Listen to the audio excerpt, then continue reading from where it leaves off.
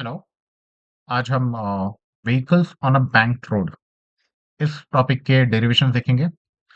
Vehicles on a bank road में हमारे पास तीन कैटेगरीज है। एक होगा विदाउट फ्रिक्शन, जो कि काफी सिंपल होगा। एंड दो हो गए हमारे विद फ्रिक्शन में। एक हम लोअर लिमिट निकालेंगे, एक हम अपर लिमिट निकालेंगे। तो जैसे कि पिछले वीडियो में हमने देखा था, वेल ऑफ डेथ, मौत का कुआं, इसमें हमने कुछ डेरिवेशंस किए थे। एंड उस डेरिवेशंस के लिए हमने कुछ इंपॉर्टेंट पॉइंट्स डिस्कस किए थे, जो मैंने यहाँ पे लिखे, पॉइंट्स टू बी नोटेड। मैंने कहा था कि ये चार पॉइंट्स को ध्यान में रखना। हम इन चार पॉइंट्स को यूज करके इस चैप्टर के, इस कैटेगरी के डेरिवेशंस सारे कंप्लीट करेंगे। So I will just repeat those four points for this particular topic also, vehicles on the bank road. तो पहला टॉपिक है हमारा, सॉरी, पहला पॉइंट है हमारा, weight is equal to M G, हमेशा डाउनवर्ड होगा। तो आप देख सकते हैं कि मेरा ऑब्जेक्ट कहीं पे भी रखा हो, कैसा भी रखा हो, टिल्टेड हो या जो भी हो, mg हमेशा डाउनवर्ड्स होता है, बिकॉज जो mg होती है वही हमारा ग्रेविटेशनल फोर्स होता है। And that gravitational force is always towards the centre of the earth. इसलिए हम mg को हमेशा डाउनवर्ड्स दिखाते हैं, absolute downward, perpendicular to the earth surface, आप ऐसा बोल सकते हो। दूसरा, normal is always perpendicular to the surface. अब कई लोगों को आदत होती है N is equal to M G समझने की। तो कई बार क्या होता है कि लोग नॉर्मल को एम जी के बराबर लेने के चक्कर में उसको इक्वल एंड ऑपोजिट मान लेते हैं। तो जरूरी नहीं है कि हमेशा नॉर्मल जो है equal and opposite to M g ही हो। अगर मेरा ऑब्जेक्ट सीधा सीधा रखा हुआ है सरफेस पे, कोई टिल्टेड नहीं है, कुछ नहीं है, तो मेरा नॉर्मल एम जी के बराबर है और इक्वल एंड ऑपोजिट है। लेकिन अगर मेरा ऑब्जेक्ट टिल्टेड है या वर्टिकल सरफेस पे है, देन इन दैट केस आपको एमजी के बारे में नहीं सोचना है। हमेशा नॉर्मल निकालते वक्त आपको सरफेस के बारे में सोचना है कि नॉर्मल हमेशा सरफेस के परपेंडिकुलर होनी चाहिए। That is important. Third point is friction force is always opposite to the expected motion. And fourth point आपका फ्रिक्शन, उसी फ्रिक्शन का फॉर्मूला है in terms of mu and N. So mu S का मतलब है static coefficient and F S का मतलब है स्टैटिक फ्रिक्शन। नाउ इस पॉइंट पे थोड़ा सा ध्यान देते हैं। Friction force is always opposite to the expected motion. तो पिछली वीडियो में जब हम मौत का कुआं देख रहे थे, तो हमारा जो वॉल था वो वर्टिकल था, और उस केस में हमारा एक्सपेक्टेड मोशन था कि बाइक नीचे नहीं गिरनी चाहिए। तो हमारा फ्रिक्शन जो होगा ऊपर की तरफ होगा, जो बाइक को नीचे गिरने से बचाएगा। तो that was the point for मौत का कुआं और वेल ऑफ डेथ। ओके। तो अगर मैं vehicle on a bank road की बात करूं, तो जिसमें मैंने तीन केसेस यहाँ पे लिखे, without friction and with friction के दो केसेस। तो विदाउट फ्रिक्शन के केस में तो फ्रिक्शन आ ही नहीं रहा है, तो हमें इस थर्ड पॉइंट की यहाँ पे जरूरत पड़ेगी नहीं। लेकिन अगर मैं विद फ्रिक्शन लोअर लिमिट या विद फ्रिक्शन अपर लिमिट की बात करूं, तो इसका मतलब क्या है। जैसे अब बैंकिंग, थोड़ा सा बैंकिंग के ऊपर बात करते हैं, फिर समझ में आएगा। I will add one more page here and okay, banking के कंसेप्ट को समझते हैं। तो बैंकिंग के केस में क्या है कि एक सर्कुलर ट्रैक है, लेट्स से कि एक सर्कुलर रोड है। और जरूरी नहीं कि रोड सर्कुलर ही हो, कई बार ऐसा होता है कि हम टर्निंग की बात करते हैं, और टर्निंग पूरा का पूरा सर्कुलर हो ऐसा जरूरी नहीं है। सो मान लेते हैं कि मैंने एक सर्कुलर ट्रैक लिया है। अब इस सर्कुलर ट्रैक में, या फिर अ, हम ऐसा भी बोल सकते हैं कि पूरा का पूरा सर्कुलर ट्रैक नहीं है, रोड है एक। एंड रोड को बस एक टर्निंग चाहिए, मतलब एक ऐसा टर्न चाहिए, ऐसा टर्न चाहिए, लाइक दैट। तो आप ऐसा भी इमेजिन कर सकते हो। तो फिलहाल मैंने सिंपल रखने के लिए सर्कुलर ट्रैक की बात। तो सर्कुलर ट्रैक में क्या होता है कि जब हम यहाँ पे बाइक या कार चलाते हैं, तो ये जो बाइक या कार जो भी होगी, ये व्हीकल जो है, ये बाहर की तरफ स्किड होने लगती है। ये बाहर की तरफ स्किड होती है। और अगर बाइक या कार की स्पीड ज्यादा हो जाए, एक पर्टिकुलर लिमिट से ज्यादा हो जाए, तो पूरी तरह से स्किड करती है। आप इसको ड्रिफ्ट भी बोल सकते हो। ड्रिफ्ट मतलब एक सेफ ड्रिफ्ट होता है कि भाई स्किड ड्रिफ्ट होके बस वो इधर तक ही गई। लेकिन कभी अगर ड्रिफ्ट बहुत ज्यादा हो गई, तो ऐसा हो सकता है कि वो रोड के बाहर चले जाए, और घाट वगैरह में होगा तो सीधा धड़ाम नीचे। सो हम चाहते हैं कि जरा सी भी ड्रिफ्ट ना हो, जरा सी भी स्किड ना हो। हम चाहते हैं कि गाड़ी एकदम सेफली जानी चाहिए। तो सेफली कैसे जाएगी, गाड़ी को कौन बचाएगा, फ्रिक्शन बचाएगा, फ्रिक्शन बचाएगा। अब आपको ये समझना है यहाँ पे कि फ्रिक्शन बचाएगा, तो हमारा कैलकुलेशन आ जाएगा यहाँ पे फ्रिक्शन का। तो बेसिकली गाड़ी कर क्या रही है, हम हमारा एक्सपेक्टेड मोशन क्या आ जाएगा यहाँ पे। तो मैं एक सर्कल वापस से ड्रॉ कर लेता हूँ बाहर की तरफ। ओके, ठीक है, तो ये हो गया मेरा, नहीं ये नहीं, ये हो गया मार्कर, हाँ ठीक है। सो अगर मैं बात करूं एक सर्कुलर ट्रैक की, एक पर्टिकुलर पॉइंट की, इसकी बात एक पर्टिकुलर पॉइंट पे, तो गाड़ी जब ऐसे टर्न मार रही है ना, तो मैं चाहता हूं कि मेरी गाड़ी स्किड ना हो। मतलब मेरा एक्सपेक्टेड मोशन जो मुझे बचाना है वो क्या होगा, वो ये वाला मोशन है। मतलब कि गाड़ी अगर सर्कुलर ट्रैक पे ऐसे घूम रही है, तो मेरा सेंटर यहाँ पे आ गया। तो जो मेरा एक्सपेक्टेड मोशन है वो अवे फ्रॉम सेंटर है। तो मेरा फ्रिक्शन कैसे आएगा, फ्रिक्शन मेरा टुवर्ड द सेंटर आएगा, फ्रिक्शन मेरा टुवर्ड द सेंटर आएगा। अब ये जो मैंने निकाला है ये एक हॉरिजॉन्टल सर्कुलर ट्रैक है, ठीक है।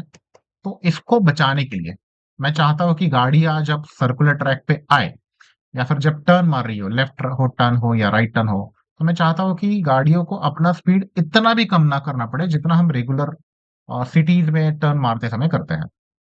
तो हम क्या करते हैं कि एक बैंकिंग लगा देते हैं टर्निंग पे। बैंकिंग मतलब कुछ एक एलिवेशन होगा, एक तरफा एलिवेशन मतलब रोड की जो एक एज होगी वो ज्यादा ऊपर होगी और दूसरी जो एज होगी वो जमीन पे ही होगी, मतलब वो ऊपर नहीं आएगी।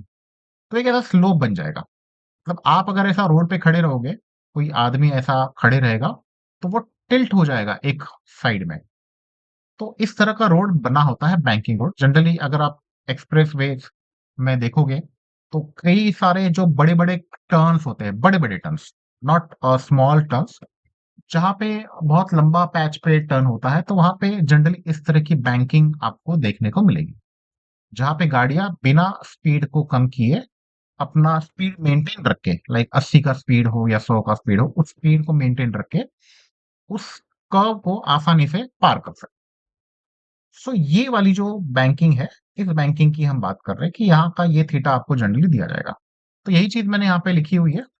इसी चीज का डायग्राम अगर आप देखोगे, तो ये टिल्टेड रोड है, और ये रोड का एक एज है जो सबसे ऊपर है, ये रोड का वो एज है जो नीचे ही है, मतलब जो रोड का लेवल है वही रखा गया है। तो इस तरह से हमारा थीटा बच जाता है। अब उसके ऊपर मेरा ऑब्जेक्ट है, तो एक एक पॉइंट देख लेते हैं। पॉइंट टू बी नोटेड, पहला, weight is equal to M G is always downwards. क्या मेरा एम जी डाउनवर्ड्स है? हाँ, एम जी डाउनवर्ड है।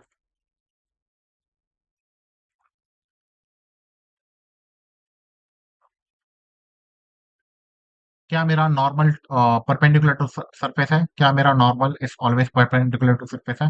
हाँ, मेरा normal is always perpendicular to surface है। तो अगर आप देखोगे सारे केसेस में यही है कि एम जी मेरा डाउनवर्ड्स है और नॉर्मल मेरा परपेंडिकुलर टू सरफेस है। अब बात करते हैं थर्ड पॉइंट की, यानी कि फ्रिक्शन की। Friction force is always opposite to the expected motion. तो अगर मैं अपर लिमिट की बात करूं, तो अपर लिमिट वही केस है जो मैंने अभी समझाया था कि गाड़ी अगर स्किड हो रही है, ये सर्कुलर ट्रैक है, या फिर ये समझो कि कर्वेचर है या टर्निंग है, तो गाड़ी अगर ऐसे जा रही है, तो उसको जो स्किड या फिर ड्रिफ्ट मिलेगी वो अवे फ्रॉम सेंटर होगी। तो हमारा जो फ्रिक्शन फोर्स है हमें वो टुवर्ड द सेंटर लेना होगा। तो यहाँ पे ऐसी अगर एंगल ऑफ बैंकिंग आती है, तो बेसिकली जो टिल्टेड पार्ट है ना, ये वाला, जहां पे मैं थीटा निकाल रहा हूँ, उस तरफ मेरा फ्रिक्शन फोर्स आ जाएगा। तो वही यहाँ पे किया हुआ है, फ्रिक्शन फोर्स मेरा नीचे की तरफ। नीचे की तरफ क्यों किया है? बिकॉज अगर ये गाड़ी स्किड होती है, तो आपको भी पता है कि गाड़ी स्किड होगी तो इस लाइन पे होगी, ऐसे रोड के इस डायरेक्शन में होगी, ऐसे नहीं होगी। ओके, ऐसे नहीं होगी, वो रोड के पैरेलल ही स्किड होगी इस तरह से। तो अगर स्किड मेरी इस डायरेक्शन पे हो रही है, या ड्रिफ्ट मेरी इस डायरेक्शन पे हो रही है, तो मेरा फ्रिक्शन फोर्स इसके ऑपोजिट आएगा। Is it clear? क्या ना, इसको हम मिटा देते हैं बिकॉज इसकी जरूरत है नहीं, हमारा काम अभी फ्रिक्शन से है। अभी लोअर लिमिट में क्या है?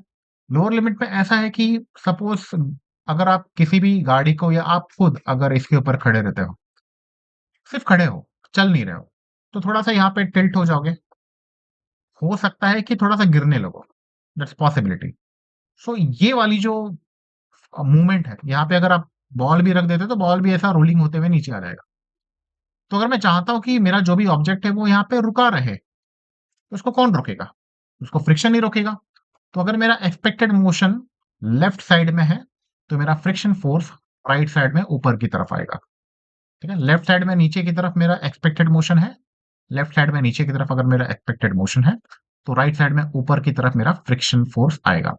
वही यहाँ पे मैंने निकाला है फ्रिक्शन फोर्स। ओके, सो ये हो गया हमारा लोअर लिमिट एंड ये हो गया मेरा अपर लिमिट। ठीक है, फाइन। तो दोनों केसेस आप समझ गए कि लोअर लिमिट हम कब निकालते हैं, कि गाड़ी की स्पीड कम से कम इतनी तो होनी चाहिए कि वो नीचे की तरफ लोड पोर्ट ना हो जाए। अगर गाड़ी खड़ी है तो हो सकता है कि इस तरह से टिल्ट हो जाए। तो ऐसा आप इसको याद रख सकते हैं। और अपर लिमिट में क्या होता है कि स्किड स्किड वाला केस आ गया, कि गाड़ी की स्पीड ज्यादा से ज्यादा इतनी होनी चाहिए, इसके ऊपर गया तो गाड़ी बाहर स्किड हो जाएगी या ड्रिफ्ट हो जाएगी और रोड के बाहर चली जाएगी। तो एक्सीडेंट से बचाने के लिए हम फ्रिक्शन फोर्स को देख रहे हैं कि फ्रिक्शन फोर्स किस हद तक, किस वेलोसिटी तक हेल्प कर सकता है एक पर्टिकुलर एंगल पे। That is the question. So ये जो भी पॉइंट्स हमने पिछली वीडियो में देखे थे, तो उसको हमने समझ लिया है कि उसके बेसिस पे क्या हमारा डायग्राम बना है। हाँ, बना है। ये वाला जो फॉर्मूला है ये हमने वेल ऑफ डेथ के लिए यूज किया था। यहाँ पे हम इस फॉर्मूला को यूज नहीं करेंगे। यहाँ अभी vehicles on a bank road के केस में हम अपना फॉर्मूला खुद बनाएंगे। फाइन। सो पहला केस लेते हैं विदाउट फ्रिक्शन, सबसे सिंपल। यहाँ पे कोई फ्रिक्शन नहीं है। तो जब भी आप इस तरह का एफबीडी बनाओगे, फ्री, जब भी आप यहाँ इस तरह का एफबीडी लाइक ऑब्जेक्ट बना के उसकी एफबीडी बनाते हो, तो in that case FBD, F B D, तो इस तरह की एफबीडी बनाते हो, तो आपको देखना होता है कि क्या सारे फोर्सेस आपके हॉरिजॉन्टल वर्टिकल कंपोनेंट में है या फिर एक दूसरे के 90 डिग्री पे है। तो आप देखोगे कि नॉर्मल और एमजी यहाँ पे अभी 90 डिग्री या 180 डिग्री पे नहीं है, कुछ अलग ही एंगल है। ना ढंग का 90 डिग्री है, ना ढंग का 180 डिग्री है। तो इन दैट केस हमें एक को रिजॉल्व करना पड़ेगा। जनरली हम डेरिवेशन को सिंपल रखने के लिए हम क्या करते हैं कि जो टेढ़े मेढ़े होते हैं, मतलब जैसे एमजी जो है वर्टिकल है, प्रॉपर वर्टिकल है, तो इसको हम रिजॉल्व नहीं करेंगे। नॉर्मल जो है थोड़ा टेढ़ा है, तो इसको हम रिजॉल्व करके देखेंगे। तो रिजोल्यूशन ऑफ वेक्टर्स इसका मतलब क्या है, कि एक वेक्टर होगा कोई तो किसी भी डायरेक्शन में, उसको हम रिजॉल्व करते हैं दो अलग अलग कंपोनेंट में। मतलब एक फोर्स इस तरफ लगाएंगे, एक फोर्स इस तरफ लगाएंगे। That is the meaning of resolution of vectors. Let's say कि ये वेक्टर ए है और जिसको हमने रिजॉल्व किया इस तरह से, वो, सॉरी, ए नहीं, थीटा, वो साइड थीटा है, ये वाली साइड थीटा है। तो जिस साइड की थीटा आपको पता हो, वो साइड हो जाता है आपका कॉस थीटा कंपोनेंट, और जो दूसरी साइड होती है वो आपकी हो जाती है ए साइन थीटा कंपोनेंट। ओके, तो रिजोल्यूशन ऑफ वेक्टर समझ गया, काफी इजी है। एक वेक्टर होगा, उस वेक्टर को हम हॉरिजॉन्टल और वर्टिकल कंपोनेंट में रिजॉल्व करेंगे, और जिस साइड का थीटा हमें पता होगा उस थीटा के हिसाब से हम कॉस थीटा लिख देंगे, और जो दूसरी बाजू होगी वो होगी आपकी ए साइन थीटा। तो अब हम यहाँ पे नॉर्मल को रिजॉल्व कर रहे हैं। तो नॉर्मल को रिजॉल्व करने के लिए हम उसके हॉरिजॉन्टल और वर्टिकल कंपोनेंट्स निकालेंगे। तो नॉर्मल जो है, अगर आप देखोगे नॉर्मल इस तरह से है, नॉर्मल इस तरह से है, तो इसका वर्टिकल एंड हॉरिजॉन्टल कैसे आएगा? इसका वर्टिकल एंड हॉरिजॉन्टल, ये हॉरिजॉन्टल ऐसे आएगा और वर्टिकल ऐसे आएगा। ओके, तो वही चीज हम यहाँ पे ट्राई करेंगे, वही चीज हम यहाँ पे अभी ट्राई करते हैं। आ, क्या, तो ये मैंने बनाया इसका हॉरिजॉन्टल कंपोनेंट, और ये मैंने बनाया इसका वर्टिकल कंपोनेंट। तो ये मैंने रिजॉल्व किया नॉर्मल को। ये रिजोल्यूशन ऑफ वेक्टर अभी तक पूरा नहीं हुआ है नॉर्मल का, बिकॉज अभी तक हमने डिसाइड नहीं किया कि थीटा किस तरफ है। तो हमें मालूम होना चाहिए कि थीटा किस तरफ है। तो अगर आप इस डायग्राम को देखोगे, अगर आप इस डायग्राम को देखोगे, इस डायग्राम को, तो ये वाली जो है, ये वाली लाइन ऐसी है, ये वाली जो लाइन है ये ऐसी है, ये वाली लाइन ऐसी है और ये वाली लाइन ऐसी है, लाइक दिस। तो थीटा यहाँ पे है। और अगर आप ये देखोगे, ये वाली जो लाइन है, ये और ये वाली लाइन एक दूसरे के पैरेलल है। क्यों पैरेलल है? बिकॉज ये आपका हॉरिजॉन्टल सरफेस है, रोड, और ये जो मैंने वेक्टर निकाला है। पहले ही बताया था मैंने कि जब हम वेक्टर्स को रिजॉल्व करेंगे तो एक हॉरिजॉन्टल कंपोनेंट होगा और एक वर्टिकल कंपोनेंट होगा। तो जाहिर सी बात है ये भी हॉरिजॉन्टल कंपोनेंट हो गया, तो ये भी हॉरिजॉन्टल, ये भी हॉरिजॉन्टल, दोनों हॉरिजॉन्टल, दैट में दोनों पैरेलल है। तो इन दैट केस हमें पता है कि ये अगर ये थीटा है तो ये भी थीटा होगा। रीजन क्या है? Alternating angle. ये शायद आपने अलजेब्रा ज्योमेट्री में पढ़ा होगा, ना 8 9 10th में मैथ्स में पढ़ा होगा। तो वही चीज हम यहाँ पे दोहरा रहे हैं, ऑल्टरनेटिंग एंगल। तो अगर ये थीटा है, मतलब कि ये वाला एंगल और ये वाला एंगल अगर थीटा है, ये वाला एंगल, ये वाला एंगल अगर थीटा है, तो इन दैट केस अगर इसके पैरेलल अगर मैं एक लाइन निकालूं, इसके पैरेलल एक लाइन निकालता हूं, क्या लाइक दिस, तो ये हमारा थीटा बन गया। अगर ये थीटा है तो ये अगर आप देखोगे ये आपकी 90 डिग्री है, ये 90 डिग्री है, दिस इज 90 डिग्री, समझ रहा है?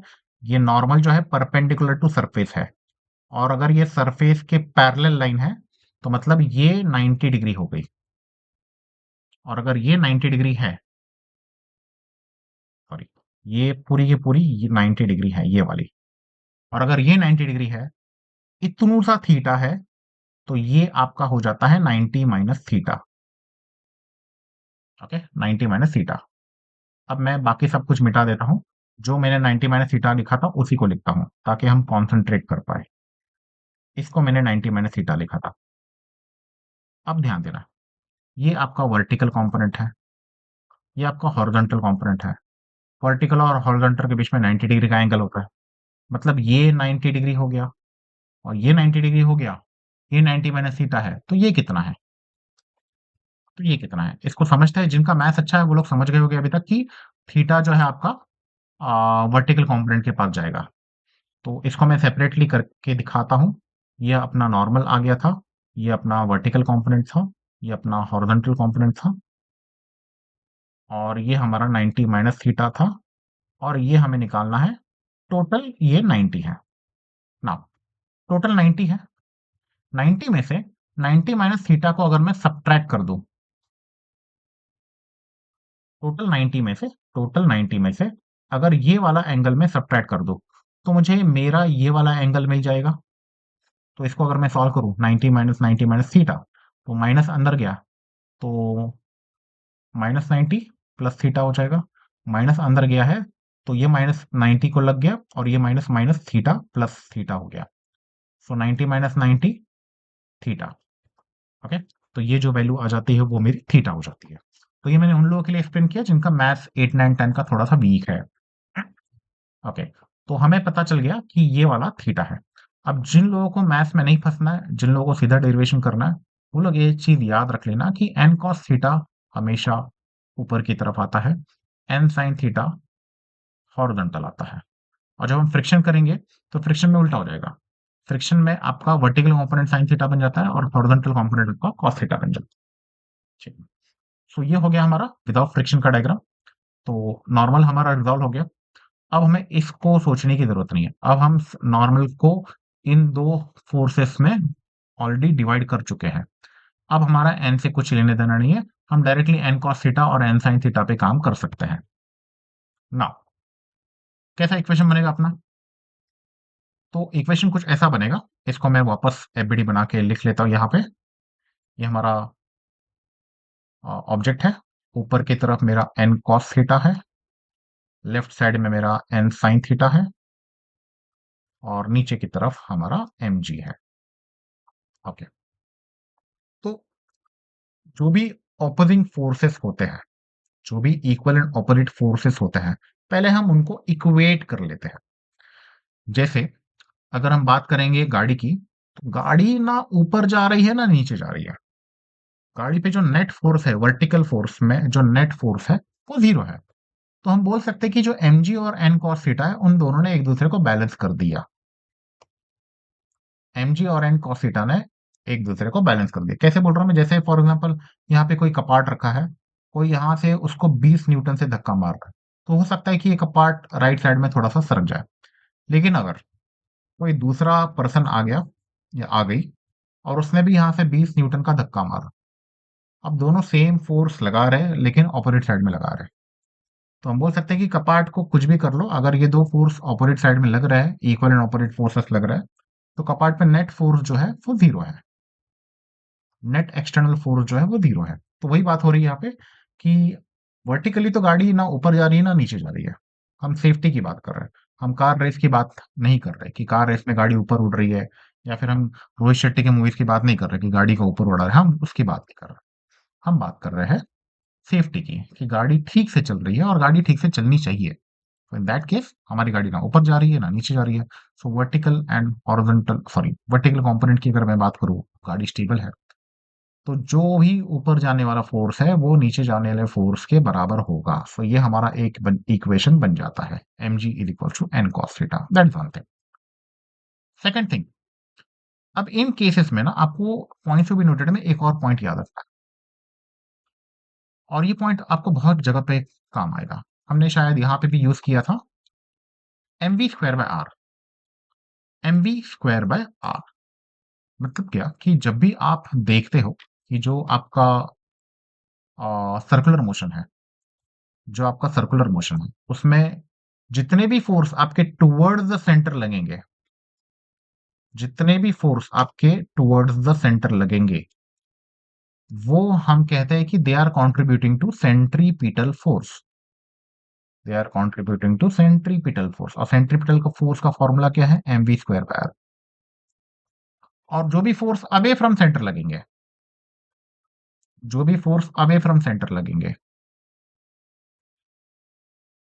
वो हमारा सेंट्रीपिटल फोर्स का ऑपोजिट हो गया। मतलब वो सेंट्रीपिटल फोर्स को विरोध कर रहा है। तो हो सकता है कि हमें, जैसे कि ये एक कपाट है, किसी ने यहाँ से 20 न्यूटन का फोर्स लगाया, कोई और आया उसने यहाँ से 5 न्यूटन का फोर्स लगाया, तो मैं बोल सकता हूँ कि अब इस डब्बे पे टोटल 25 न्यूटन का फोर्स लग रहा है राइट हैंड साइड में। अब मान के चलो कि कोई दूसरा पर्सन है जो लेफ्ट हैंड साइड में इस पर 18 न्यूटन का फोर्स लगा रहा है। तो हम क्या बोल सकते हैं, नेट जो है इस पे राइट साइड में 25 न्यूटन का फोर्स लग रहा है, लेफ्ट साइड में 18 न्यूटन का फोर्स लग रहा है। लेफ्ट साइड मतलब लेफ्ट डायरेक्शन में जा रहा है ना, इसलिए इसको लेफ्ट डायरेक्शन में लेके जा रहा है डब्बे को, तो इसलिए मैं इसको लेफ्ट हैंड साइड बोल रहा हूँ। तो नेट फोर्स कितना लग रहा है, नेट फोर्स इस पे 7 न्यूटन राइट हैंड साइड की तरफ लग रहा है। 7 न्यूटन, 7 न्यूटन क्यों, बिकॉज ये 25 न्यूटन है और ये 18 न्यूटन है। सो इसमें 7 न्यूटन एक्स्ट्रा हो गया, 7 न्यूटन का फोर्स ये एक्स्ट्रा लगा रहा है राइट हैंड साइड की तरफ। तो वैसे ही हम यहाँ पे भी देखेंगे कि जब भी हमें ऐसा कुछ मिलता है, सेंट्रीपिटल फोर्स मतलब टुवर्ड्स कोई सर्कल है इस तरह का, एंड कुछ फोर्सेस है जो टुवर्ड द सेंटर लग रहे हैं, जैसे मान के चलो कि कोई ए फोर्स है जो टुवर्ड द सेंटर लग रहा है, और कोई बी फोर्स है जो अवे फ्रॉम सेंटर लग रहा है। तो मैं बोल सकता हूँ कि जो सेंट्रीपिटल फोर्स है हमारा, वो किसके बराबर है, ए के बराबर हो सकता है, क्योंकि वो टुवर्ड द सेंटर है।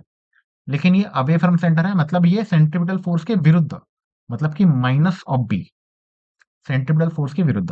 वही बात होगी कि यहाँ पे जो था ये ए था, ये बी था। नेट फोर्स किस तरफ लग रहा है, बाहर की तरफ लग रहा है, ए माइनस बी, ऐसा ए माइनस बी। हमने ए माइनस बी किया था नेट फोर्स निकालने के लिए, वही चीज हम यहाँ पे भी करेंगे। जो भी टुवर्ड द सेंटर होंगे उनको हम ऐड करेंगे, जो भी अवे फ्रॉम सेंटर होंगे उनको हम माइनस करेंगे, and that will give us the net centripetal force toward the centre. मतलब हम जानना चाहते हैं कि टुवर्ड द सेंटर आखिरकार टोटल नेट फोर्स लग कितना रहा है। Okay, that's why we are doing like this. ठीक है, तो ये हो गया हमारा विदाउट फ्रिक्शन में आ, एक इक्वेशन बन गई है हमारी, mg is equal to N cos theta. अब हमें देखना है कि टुवर्ड द सेंटर कौन सा फोर्स लग रहा है। टुवर्ड द सेंटर अगर हम देखेंगे एक ही फोर्स लग रहा है, अवे फ्रॉम सेंटर कोई फोर्स नहीं है, अवे फ्रॉम सेंटर कोई फोर्स नहीं है। तो हम बोल सकते हैं कि जो mv स्क्वायर बाय आर है वो हमारा एन साइन थीटा के बराबर है। तो ये दो इक्वेशन हमें मिल गई। बस आपका यही काम है, आपको एफबीडी बनानी है। एफबीडी बनाने के बाद वेक्टर्स को रिजोल्व करना है हॉरिजॉन्टल एंड वर्टिकल कंपोनेंट्स में। वर्टिकल कंपोनेंट्स को इक्वेट कर दो, हॉरिजॉन्टल कंपोनेंट्स को mv स्क्वायर बाय आर के इक्वेट कर दो, आपको दो इक्वेशन मिल जाएंगे तीनों की तीनों केस में। इतना ईज़ी है ये। लेकिन डेरिवेशन यहाँ पे खत्म नहीं होता। इन तीनों डेरिवेशन का एक ही मकसद होगा, वेलोसिटी का फ़ॉर्मूला निकालना। तो अगर आप देखोगे इसमें हमने 2 इक्वेशन तो निकाल दिए हैं, लेकिन अभी तक हमने वेलोसिटी का फ़ॉर्मूला नहीं निकाला। तो वेलोसिटी का फ़ॉर्मूला निकालना बहुत आसान है। क्या करोगे आप? इसको डिवाइड कर दोगे, इसको डिवाइड करोगे। Dividing equation 1/2। इसमें क्या हो जाएगा आपका एम कैंसल हो जाता है, एन कैंसल हो जाता है, बचा क्या? G upon v square upon r. R मतलब ये ऊपर गया, it equals to cos theta upon sine theta. Okay, now अब हमें वी स्क्वायर का फॉर्मूला निकालना है या वी का फॉर्मूला निकालना है। तो हमें वी को न्यूमरेटर पे, डिनोमिनेटर से न्यूमरेटर पे लाना पड़ेगा। तो वी यहाँ पे ऊपर आ गया, वी स्क्वायर इक्वल्स टू, बाकी सब लेफ्ट हैंड साइड में शिफ्ट कर देंगे। साइन थीटा यहाँ पे डिनोमिनेटर में है तो न्यूमरेटर पे आ जाएगा। कॉस थीटा यहाँ पे न्यूमरेटर पे है तो डिनोमिनेटर पे आ जाएगा। ये जी आर तो ऑलरेडी ऊपर है तो इसको ऊपर ही रहने देता है। अगर आप देखोगे sign theta upon cos theta, ये तो टैन थीटा होता है। तो हम बोल सकते हैं कि V square is equal to R G tan theta. मैंने उसको रीऑर्डर किया, लिखा वही है, आर जी टैन थीटा वही चीज है।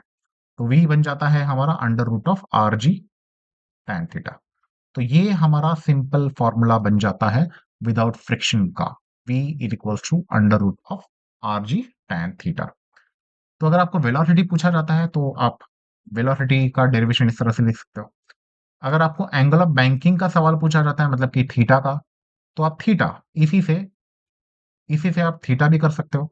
थीटा कैसे करोगे? टैन थीटा हमारा बन जाएगा V square by are G, and theta बन जाएगा हमारा tan inverse V square by are G. तो अगर आपको एंगल ऑफ बैंकिंग पे सवाल आता है तो आप इस तरह से उसको ऑर्गेनाइज कर सकते हो। तो इस तरह से हमारा विदाउट फ्रिक्शन वाला पार्ट तो खत्म हो गया। अब हम बात करेंगे विद फ्रिक्शन की। पहले लोअर लिमिट की बात करते हैं। लोअर लिमिट मतलब गाड़ी जो है हमारी अगर खड़ी रह गई तो नीचे की तरफ लोटपुट हो जाएगी, हमें उसे बचाना है, और फ्रिक्शन फोर्स से हम बचाएंगे उसको। तो हमें देखना है कि फ्रिक्शन फोर्स कितना बचा सकती है एमजी को, मतलब गाड़ी की जो स्पीड है वो मिनिमम कितनी रखनी पड़ेगी। तो मिनिमम रखने की बात, हाँ यहाँ पे मैंने मिनिमम वर्ड यूज किया है, मिनिमम स्पीड। तो लोअर लिमिट की जब बात आती है तो हम मिनिमम स्पीड निकालते हैं। तो जो हमने यहाँ पे निकाला था वो क्या था? Without friction. विदाउट फ्रिक्शन के केस में क्वेश्चन में पूछा जाएगा सेफ स्पीड। तो यहाँ पे जो टर्म है, जो इंपॉर्टेंट जो टर्म आपको याद रखना है वो है सेफ स्पीड। सेफ स्पीड अगर वर्ड आ गया क्वेश्चन में तो आप समझ जाना कि फ्रिक्शन नहीं लेना है, विदाउट फ्रिक्शन वाला क्वेश्चन है ये। एंड अगर मिनिमम या मैक्सिमम स्पीड आता है तो समझ जाना कि फ्रिक्शन लेना पड़ेगा। डिपेंडिंग ऑन मिनिमम ले रहे हैं, मैक्सिमम ले रहे हैं, उस हिसाब से फ्रिक्शन फोर्स की डायरेक्शन चेंज होगी। ओके, नाउ फिर से वही प्रोसेस फॉलो करते हैं। एन और एन जी तो बराबर है, फ्रिक्शन हमारा ऑपोजिट एक्सपेक्टेड मोशन है। नेक्स्ट स्टेप क्या है हमारा? Resolution of vector. तो रेजोल्यूशन ऑफ वेक्टर के लिए हमें क्या करना है? एक वेक्टर लेंगे, उसका एक हॉरिजॉन्टल कंपोनेंट, उसका एक वर्टिकल कंपोनेंट।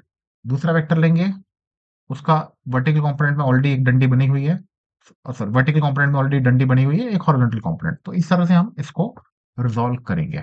तो ये मैंने ऑलरेडी बना के रखा है। ये एफ एस को हमने इस तरह से रिजॉल्व किया है और नॉर्मल को हमने इस तरह से रिजॉल्व किया है। अब फिर से वही हमें देखना है कि थीटा किधर आएगा। तो थीटा को याद रखने का मतलब, अगर आपकी ज्योमेट्री कमजोर है या अलजेब्रा कमजोर है तो इन दैट केस मैं बोलूंगा कि मत सोचो कि 90 माइनस थीटा थीटा कैसे क्या है, ऑल्टरनेटिंग करते जाओ। ऑल्टरनेटिंग मतलब ये दिख रहा है ना, ये थीटा है तो ये थीटा है, ये थीटा है तो ये 90 माइनस थीटा है, ये 90 माइनस थीटा है तो ये थीटा है, ये थीटा है तो ये 90 माइनस थीटा है, ये 90 माइनस थीटा है तो ये थीटा है। तो अब हमें मिल गया कि एग्जैक्टली थीटा कौन सा है। तो हम देख सकते हैं एफ एस के लिए थीटा जो है हॉरिजॉन्टल कंपोनेंट है, नॉर्मल के लिए थीटा जो है वो वर्टिकल कंपोनेंट है। ओके, एफ एस के लिए थीटा हमारा हॉरिजॉन्टल कंपोनेंट है और नॉर्मल के लिए हमारा वर्टिकल कंपोनेंट है। तो वही चीज मैं यहाँ पे लिख दूंगा। तो एफ एस के लिए मेरा थीटा यहाँ पे आ गया था, तो ये मेरा हॉरिजॉन्टल कंपोनेंट में मेरा कॉस थीटा आ जाएगा, और दूसरी साइड हो जाएगी हमारी F s sine theta. Normal के लिए तो हमें पता है, थोड़ी देर पहले ही हमने निकाला था कि ये वाला थीटा आ जाता है। तो नॉर्मल के लिए कॉस थीटा कंपोनेंट आएगा। नॉर्मल के लिए जो वर्टिकल कंपोनेंट है वो कॉस थीटा है। अगेन वर्टिकल में कॉस आएगा कि हॉरिजॉन्टल में कॉस आएगा, ये किस बात पे डिपेंड करता है कि थीटा कौन सा ले रहे हैं हम। तो अगर ये एन कॉस थीटा है तो ये हमारा एन साइन थीटा आ गया। ठीक है, एफबीडी बन गई है, रिजोल्यूशन ऑफ वेक्टर हो गया है। अब नेक्स्ट काम है हमारा इक्वेशन बनाना। तो यहाँ पे भी हमारी दो इक्वेशन बनेगी। अब नॉर्मल को हमने रिजोल्व कर लिया है, फ्रिक्शन फोर्स को हमने रिजोल्व कर लिया है। Now we will move on to, like we can ignore that normal and friction force. तो हम पहले वर्टिकल कंपोनेंट्स को इक्वेट करते हैं। वर्टिकल कंपोनेंट्स में हमारे पास है M ji is equal to F S cos theta and plus N cos theta. ये बन गया हमारा वर्टिकल कंपोनेंट का इक्वेशन। हॉरिजॉन्टल कंपोनेंट का अगेन जो मैंने थोड़ी देर पहले बताया था, जो भी टुवर्ड द सेंटर है वो हमारा एम स्क्वायर के बराबर है, और जो भी अवे फ्रॉम सेंटर है, अगर आप देखोगे ये अवे फ्रॉम सेंटर जा रहा है, उसको हम माइनस कर देंगे। यही चीज हमारी यहाँ पे भी होगी। ठीक है, सेम चीज हम यहाँ पे भी करेंगे with friction upper limit. Upper limit मतलब गाड़ी की स्पीड ज्यादा से ज्यादा कितनी रख सकता हूँ कि मेरी गाड़ी स्किड ना हो। तो मेरा एक्सपेक्टेड मोशन हो जाता है बाहर की तरफ, और उस एक्सपेक्टेड मोशन को बचाने के लिए मेरा फ्रिक्शन फोर्स हो जाता है अंदर की तरफ। अगेन अगर मैं इसको रिजॉल्व करूं तो एक मेरा वर्टिकल कंपोनेंट बनेगा, एक मेरा फ्रिक्शन फोर्स ऐसा है, एक नॉर्मल, सॉरी नॉर्मल भी थोड़ा सा टेढ़ा है, या नॉर्मल जो है ऐसा है। तो इस फ्रिक्शन फोर्स को रिजॉल्व करने के लिए हॉरिजॉन्टल कंपोनेंट मेरा ऐसा बनेगा, वर्टिकल कंपोनेंट मेरा mg, वर्टिकल कंपोनेंट मेरा mg के साइड में आ जाएगा। एंड नॉर्मल के लिए हॉरिजॉन्टल की लाइन ऑलरेडी बनी हुई है, उसी को यूज करो। वर्टिकल कंपोनेंट में मेरा लाइन ऐसा जाएगा। तो ये डायग्राम जो है यहाँ पे मैंने बना रखा है, सेम चीज। ओके, तो सेम अभी ये थीटा है तो मेरा ये थीटा बन जाता है, अगर ये थीटा है तो मेरा ये एफ एस कॉस थीटा बन जाएगा। सेम चीज है, तभी भी हमारा F S cos theta horizontal में आया था। अब एफ एस यहाँ पे है, तो ध्यान रखना अगर मेरा एक वेक्टर ऐसा है तो उसका रेजोल्यूशन एक इस तरफ आएगा और एक नीचे की तरफ आएगा, ऊपर की तरफ नहीं जाएगा। हमें क्या करना होता है कि वेक्टर के दोनों तरफ वेक्टर्स रख के उसको, दो वेक्टर जो हम रखेंगे उसके दोनों तरफ वेक्टर्स रख के हमें उसको रिजोल्व करना होता है। तो एक हमारा एफ एस कॉस थीटा आ गया, तो हमारा एफ एस साइन थीटा इस तरफ आएगा, क्योंकि एफ एस यहाँ पे है ये वाला। तो इसको रिजोल्व करने के लिए एक फोर्स इस तरफ, एक फोर्स इस तरफ, ऐसे आएगा। ओके, सेम चीज नॉर्मल का थीटा यहाँ पे ऑल्टरनेटिंग, वापस देख लो, ये थीटा 90 माइनस थीटा, ये थीटा, तो ये बन जाता है हमारा एन कॉस थीटा। तो अगर ये एन कॉस थीटा है तो ये हमारा बन जाएगा n sine theta. That's it. So इसका इक्वेशन बनाएंगे हम, m ji plus f s sine theta is equals to N cos theta. ये वाला फोर्स लेफ्ट हैंड साइड में, ऊपर वाला फोर्स राइट हैंड साइड में, इस तरह से हमारा इक्वेशन बन गया, क्योंकि ये एक बैलेंस्ड फोर्स है वर्टिकली। सेम चीज मैं हॉरिजॉन्टली भी बोल सकता हूँ। हॉरिजॉन्टली जो है M V square by R किसके बराबर है, जो भी फोर्स हमारा left hand toward the centre है, जो भी फोर्स हमारा टूवर्ड द सेंटर है वो बन गया हमारा M V square by R. बाकी यहाँ पे अवे फ्रॉम सेंटर कोई फोर्स नहीं है तो वो लिखने की जरूरत है नहीं। तो इस तरह से अगर आपने इक्वेशन बना लिया तो आपकी फिजिक्स यहीं पे खत्म हो जाती है। इसके आगे जो भी है वो मैथ्स है, आपकी फिजिक्स खत्म हो गई यहाँ पे। विदाउट फ्रिक्शन का तो आपका फाइनल इक्वेशन बन गया, तो इस पे हम वापस नहीं आएंगे। विद फ्रिक्शन वाले दो केसेस है, lower limit and upper limit. आपका काम है किसी तरह से आप उस क्वेश्चन को समझ के, मिनिमम स्पीड है या मैक्सिमम स्पीड है उसके हिसाब से आप एफबीडी बना लो, वेक्टर्स को रिजॉल्व कर लो, एन और एफ एस को, एंड रिजॉल्व करने के बाद हॉरिजॉन्टल और वर्टिकल कंपोनेंट्स के इक्वेशन 1 एंड इक्वेशन 2 बना लो। नाउ इसके आगे अभी मैथ्स करनी है। अभी जिन लोगों का मैथ्स अच्छा है वो लोग शायद डायरेक्टली एक ही स्टेप में इसको आंसर निकाल देंगे। ये वीडियो मैं बना रहा हूँ उन लोगों के लिए जिन्होंने शायद 8 9 10th का मैथ्स इतना स्ट्रांग नहीं था, तो वो लोग थोड़ा सा स्ट्रगल करते हैं। यूट्यूब में भी चीजें जो है डायरेक्टली बताई जाती है, तो मैं थोड़ा सा स्टेप बाय स्टेप जाऊंगा। तो जिनका मैथ्स अच्छा है वो डायरेक्टली 2x में देखिए, इसको फटाफट कर ले। जिनको दिक्कत होती है, जिनको हेल्प की जरूरत है, वो लोग थोड़ा सा धीरे धीरे जाए, इसको समझिए अच्छे से। फाइन। सो मैं एक एक क्वेश्चन लेता हूँ। टारगेट क्या रखना है हमें? टारगेट हमें इसकी तरह रखना है, जैसे हमने विदाउट फ्रिक्शन में किया। क्या किया था हमने? विदाउट फ्रिक्शन में हमने किसी तरह से डिवाइड किया। डिवाइड करने के बाद हमारा m कैंसिल हो गया और इधर से n कैंसिल हो गया। यही हमारा टारगेट होना चाहिए। इस तरह से आपका जो इक्वेशन है वो थोड़ा सा इजी बन जाएगा। अब यहाँ पे आके देखते हैं, क्या हमारा दो इक्वेशन जो है उसमें अगर मैं डिवाइड कर दूं तो क्या मेरा m कटेगा? हाँ, ये m डायरेक्टली कट जाता है। क्या मेरा n कटेगा? राइट साइड में क्या मेरा n कटेगा? तो अगर आप इसको इस तरह से काटने जाओगे तो ये गलती कर रहे हो, ऐसा नहीं कर सकते हो आप। This not allowed. इवन मैं बोलूंगा कि अगर ऐसा कुछ है, a plus a b upon a plus c, आप a को नहीं काट सकते। You cannot do that. कुछ लोग ऐसा भी करेंगे कि सर हम a को ऐसा कॉमन निकाल सकते हैं, वन प्लस बी बन जाएगा अपॉन ए प्लस सी। अब a को काट सकते क्या? नहीं, ऐसा भी नहीं काट सकते। a को काटना है तो तभी पॉसिबल है जब वो मल्टीप्लीकेशन में हो। अब हम a को काट सकते हैं, तो a इस तरह से मल्टीप्लीकेशन में होता है तो हम उसको काट सकते हैं। a प्लस बी अपॉन ए हो तो उसको हम नहीं काट सकते, नॉट अलाउड। ठीक है, तो कीपिंग दिस इन माइंड, तो ये वाला जो है n यहाँ पे नहीं कट रहा है, तो हमें कुछ ऐसा करना पड़ेगा कि n कट जाए। n कट जाए, ऐसा कुछ करना पड़ेगा कि n कट जाए। तो जो मैं चीज़ यहाँ पे कर रहा हूँ वही चीज़ हमारी यहाँ पे भी हो जाएगी। आ, यहाँ पे भी हो जाएगी सेम चीज़। तो हम क्या करेंगे, थोड़ी देर पहले हमने देखा था एफ एस की जो वैल्यू है, एफ एस की जो वैल्यू है वो इक्वल्स टू ले लेना। इनइक्वालिटी मत लेना, इक्वल्स टू लेना, क्योंकि हम अब मिनिमम मैक्सिमम की बात कर रहे हैं। तो वहां पे मिनिमम मैक्सिमम की जब हम बात करते हैं, मतलब थ्रेशोल्ड वैल्यूज की जब बात करते हैं, तो हम लेस देन या ग्रेटर देन वर्ड यूज नहीं करते, हम डायरेक्टली इक्वल टू ले लेते हैं। ओके, सो अगर मैंने F S is equal to mu S N लिया तो क्या फर्क पड़ गया? करके देखते हैं। दोनों इक्वेशन में हम म्यू एन की वैल्यू डालेंगे। पहले इसमें डालते हैं, म्यू एन डाल दिया, ये कॉस थीटा हो गया, ये कॉस थीटा हो गया प्लस एन। कुछ गड़बड़ किया हमने। हाँ, m ji is equal to F s sine theta है, sorry, m ji is equal to F s sine theta है, ये गड़बड़ हो गया। या m ji is equal to F s sine theta है।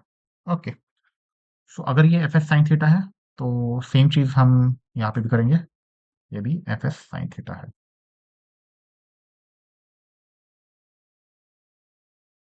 और ये हो गया हमारा एन कॉस थीटा। अब अगर हम देखेंगे, एन यहाँ से कॉमन निकल रहा है, M ji is equal to N common निकला, अंदर बचा mu sine theta plus cos theta. Okay, अब हमारा काम हो गया। अब अगर आप देखोगे एन जो है मल्टीप्लिकेशन में आ गया है। अब नीचे डिनोमिनेटर में एन मल्टीप्लिकेशन में आ गया तो हम एन को भी कैंसिल कर सकते हैं या कट कर सकते हैं। अब इक्वेशन नंबर 2 को करके देखते हैं। एफ एस की वैल्यू यहाँ पे एन की वैल्यू डाल के देखते हैं, म्यू एन की वैल्यू म्यू एन डाल के देखते हैं। तो M V square by R equals to N sine theta minus mu N cos theta. Same चीज, एन कॉमन निकाला, साइन थीटा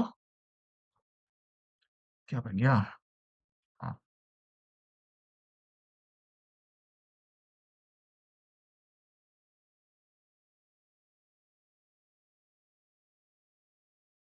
कर पड़ेगा N sine theta, N sine theta तो कॉमन है, माइनस म्यू कॉस थीटा। ठीक है, fine. तो इतना हो गया, ये क्यों कट गया? ओके, तो ये बन गया मेरा M B square by R equals to N. तो इसको हम ले लेंगे इक्वेशन नंबर 3, इसको हम ले लेंगे इक्वेशन नंबर 4। अब डिवाइड करके देखते हैं। Equation number 4 divide by equation number 3 करके देखता हूँ मैं। आप किसी को किसी से भी डिवाइड कर लो। इक्वेशन नंबर 3 क्या है मेरा? N mu sine theta plus cos theta. ठीक है, तो इक्वेशन नंबर 4 डिवाइड बाय, मैंने क्या किया है, equation number 4 divide by equation number 3। आप 3 डिवाइड बाय 4 कर लो, फर्क नहीं पड़ता, आंसर तो सेम ही आना है। यहाँ पे हम देखेंगे एम एम कट हो गया, अब एन कट हो रहा है बिकॉज अब ये मल्टीप्लीकेशन में है। इसको मैं इक्वल टू को थोड़ा सा नीचे लिख लेता हूँ, इक्वल टू को नीचे लिख लिया, ठीक है। अब क्या बनेगा, बचा क्या, वी स्क्वायर बाय आर। जी यहाँ पे डिनोमिनेटर में ही है तो ये डिनोमिनेटर में ही आएगा, ये डिनोमिनेटर का डिनोमिनेटर नहीं है। अगर ये डिनोमिनेटर का डिनोमिनेटर होता तो न्यूमिनेटर में जाता। तो ये वही मतलब स्कूल की बात है, स्कूल में आपने सीखा होगा ये चीज, sign theta minus mu cos theta upon mu sine theta plus cos theta. जो चीज मैंने यहाँ पे की है वही चीज आप यहाँ पे भी कर सकते हो, सेम चीज करके देखना। पहले मैं इसको खत्म कर देता हूँ and then we will move on to with friction upper limit. Okay, एक बार आपको ये मिल जाए उसके बाद क्या करना है, उसके बाद एक लाइन लिख लेना जो अगर आप टेक्स्ट बुक में देखोगे तो ये लाइन थोड़ी सी अलग तरीके से दी गई है। मैं थोड़ा सा इसको सिंपल बना रहा हूँ, divide by cos theta on right hand side for numerator and denominator. ये स्टेटमेंट आपके टेक्स्ट बुक में दिया नहीं गया, ये मैं अपने मन से बना के लिख रहा हूँ ताकि आप लोग समझ सको। अगर आपका मैथ्स ऑप्शनल है, अगर आपने अगर आप नीट की तैयारी कर रहे हो और उसके लिए आपने मैथ्स का ऑप्शन रखा है, या फिर आप इंजीनियरिंग की तैयारी कर रहे हो और मैथ्स को पहली बार एकदम जोश के साथ करने की कोशिश कर रहे हो, तो हो सकता है कि यहाँ पे थोड़ी सी दिक्कत आ जाए। तो इसके लिए मैंने थोड़ा सा यहाँ पे स्टेटमेंट को एक लेमैन टर्म में समझाने की कोशिश की है। तो इस तरफ हमें cos थीटा को कुछ नहीं करना है, इसको जैसा है वैसा ही रहने दो। राइट साइड में cos थीटा डिवाइड करना है इस तरह से, न्यूमरेटर को भी और डिनोमिनेटर को भी। सेम चीज हम यहाँ पे भी करेंगे बाद में, सेम चीज हम बाद में यहाँ पे भी करेंगे। सेम स्टेप, जो स्टेप मैं यहाँ पे फॉलो कर रहा हूँ वही स्टेप यहाँ पे फॉलो करो, आपका आंसर आ जाएगा, जो वेलोसिटी का डेरिवेशन है वो पूरा हो जाएगा। अब ऐसा हमने कर दिया, क्यों किया ऐसा, ध्यान देना। जब हम लिखते हैं a plus b upon c, तो उसको मैं लिखने का एक और तरीका है, a upon c plus b upon c, that's it, यही है। तो यही चीज हम यहाँ पे भी करेंगे, B square by are G, उसको मैं ऐसे ही रहने देता हूँ, equals sine theta upon cos theta minus mu cos theta upon cos theta. अगर आप देखोगे जो न्यूमरेटर का जो कॉस थीटा है वो मैंने दोनों को दे दिया। अभी तक मैंने सिर्फ न्यूमरेटर लिखा है, अभी मेरा डिनोमिनेटर बाकी है, अभी मेरा डिनोमिनेटर बाकी है। कॉस थीटा इसको दे दिया, so mu sine theta upon cos theta. अब कॉस थीटा इसको दे दिया प्लस में cos theta upon cos theta. बस अब एक ही स्टेप बचा है, फिर आपका आंसर आ गया। अगर आप देखोगे कॉस थीटा यहाँ पे कट हो रहा है, कॉस थीटा यहाँ पे कट हो रहा है, sign theta upon cos theta बन जाता है tan theta minus mu, mu into one is mu, तो उसको हम ऐसे ही रहने देंगे, न्यूमिनेटर हो गया। अब डिनोमिनेटर की बात करते हैं, mu sine theta upon cos theta again tan theta, बीच में प्लस है, और cos theta upon cos theta cut हो गया तो वन बचा। तो ये बन गया मेरा V square by are G का इक्वेशन।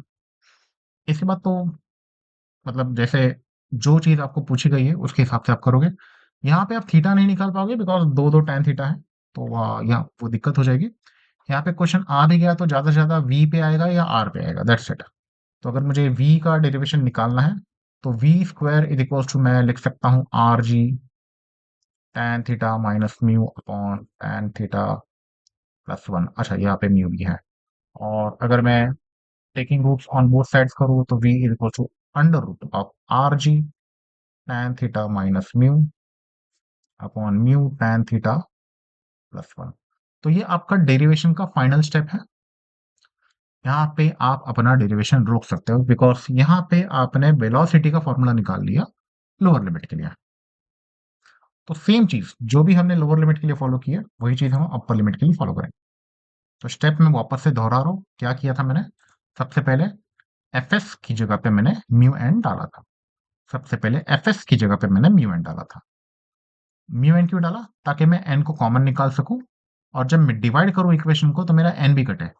एम तो मेरा कट ही रहा था, एन भी कटे। एन कट गया। एन कटने के बाद जो कुछ भी बचा उसको मैंने डिवाइड बाय कॉस थीटा किया on RHS for numerator and denominator. Cos theta से डिवाइड करने के बाद जो भी बंटवारा है वो कर दिया मैंने कॉस थीटा का अच्छे से।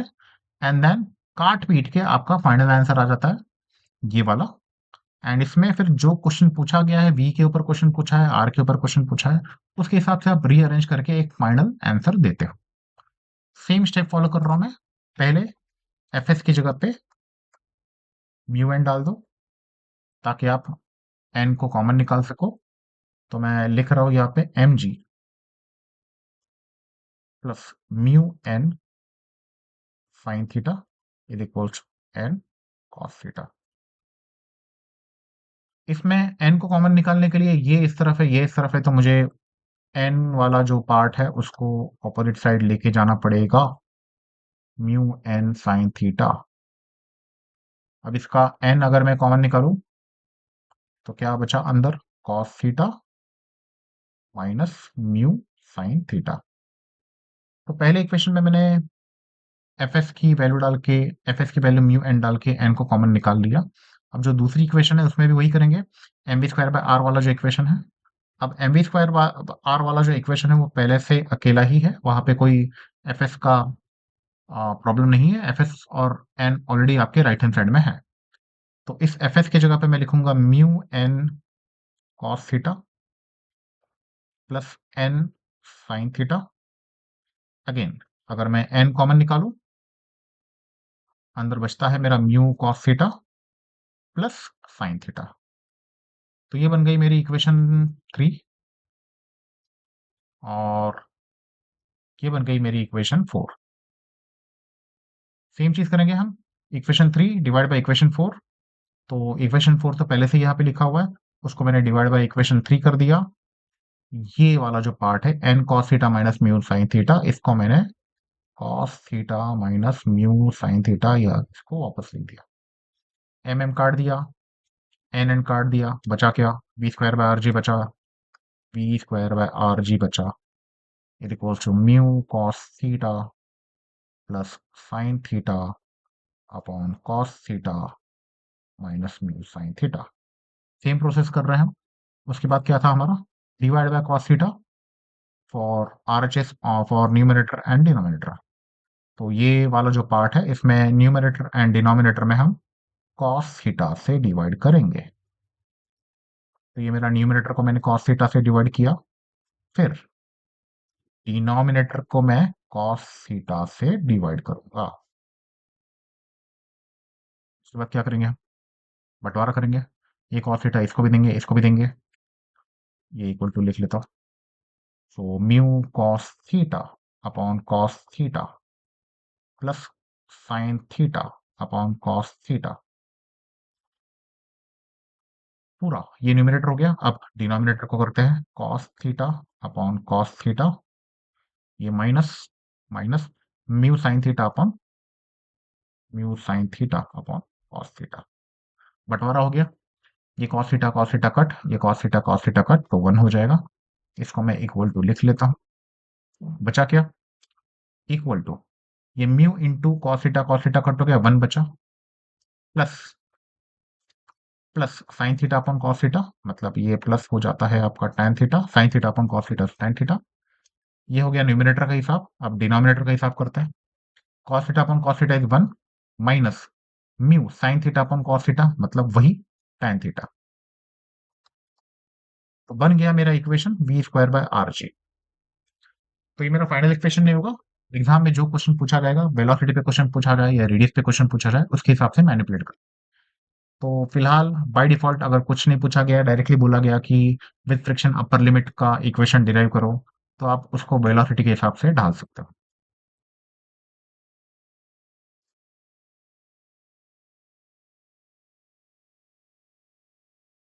1 माइनस म्यू tan थीटा और ये पूरा पूरा इनटू आर जी है। अब taking roots on both sides, तो v is equals to under root of R G mu plus tan theta upon 1 minus mu tan theta. तो अगर आप देख सकते हैं ये पूरा का पूरा मैंने सेम लिखा है, कुछ नहीं, कुछ फ़र्क नहीं, कुछ ट्विस्ट नहीं किया यहाँ पे। जो ट्विस्ट है वो सबसे बड़ा ट्विस्ट यहाँ से यहाँ पे जंप मारने पे है, ठीक है? और ये समझने में है कि डिवाइड बाय कॉस थीटा करने के बाद बँटवारा कैसे किया, ठीक है? तो डिवाइड बाय कॉस थीटा क्यों करते हैं हम? थोड़ा-सा हम सिम्प्लीफाई करने की कोशिश करते हैं जितना हो सके। अब मुझे नहीं लगता कि इससे ज़्यादा हम सिंपल कर सकते हैं। दैट्स व्हाई बोर्ड्स वालों ने भी जो इक्वेशन बनाई है वेलोसिटी की, वो इसको यहाँ पे यहाँ तक करके छोड़ दिया है। तो वेलोसिटी के आपके 3 फ़ॉर्मूलाज़ बन गए हैं यहाँ पे आज, vehicles on a bank road पे। वापस से देखते हैं विदाउट फ्रिक्शन की अगर मैं बात करूँ, तो विदाउट फ्रिक्शन में आपका एन एफएस नाम की कोई चीज़ आती नहीं है। तो आपका फ़ॉर्मूला काफ़ी सिंपल है, v is equal to under root of R G tan theta. लेकिन जैसे ही फ्रिक्शन आ गया, फ्रिक्शन आते ही आपका एफएस आ जाता है। फिर एफएस में हम म्यू एन डाल के कॉस थीटा से डिवाइड करके एक फाइनल आपका जो वैल्यू मिलता है, velocity is equal to under root R G. अब ये tan थीटा नहीं रहा, ये tan theta minus mu upon mu tan theta plus one, कुछ तो एक कॉम्प्लेक्स इक्वेशन बन गई है। सेम चीज विद फ्रिक्शन अपर लिमिट में बन जाती है। विद फ्रिक्शन अपर लिमिट में क्या इंपॉर्टेंट है कि जो आपका एफ एस है, जो फ्रिक्शन फोर्स है, वो अंदर की तरफ आएगा या नीचे की तरफ आएगा, ऐसा आप बोल सकते हो। फिर उसको रिजॉल्व करके एफ एस की वैल्यू म्यू एन डाल के, एन कॉमन निकाल के, काटा किटी करके, कॉस थीटा डिवाइड करके, बंटवारा करके, लास्ट में जो हमें वेलोसिटी का फॉर्मूला मिलता है वो कुछ इस तरह से आता है। तो ये formula mu plus tan theta है ऊपर, ये formula tan theta minus mu है, दोनों अलग है। ओके, दोनों अलग है। तो हो सकता है कि एग्जाम को ये फॉर्मूला आपको याद ना आए।